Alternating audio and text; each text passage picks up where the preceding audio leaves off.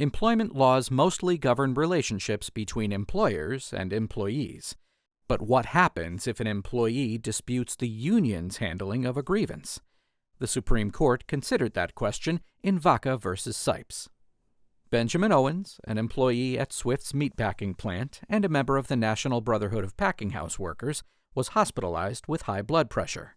Eventually, Owens's doctor certified him fit to resume heavy work. However, the company doctor determined that Owens's blood pressure was still too high to return.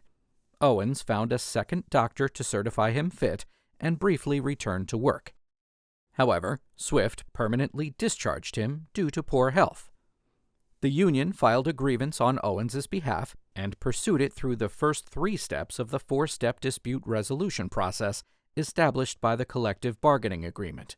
Then the union prepared for the final step, arbitration, by sending Owens to yet another doctor. But the doctor's report didn't support reinstatement. The union decided not to pursue arbitration due to insufficient evidence. Swift offered to send Owens to a rehabilitation center. The union recommended that Owens accept, but Owens instead demanded that arbitration proceed. The union refused. Owens's grievance was eventually dismissed.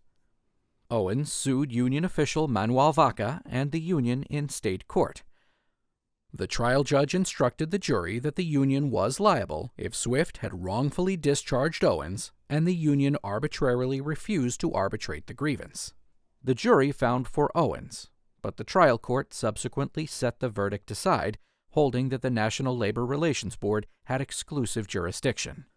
The Court of Appeals affirmed, but the Missouri Supreme Court reversed, reinstating the jury's verdict.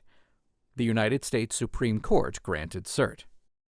Owens died during the appeal, and Niles Sipes, the administrator of Owens's estate, substituted in.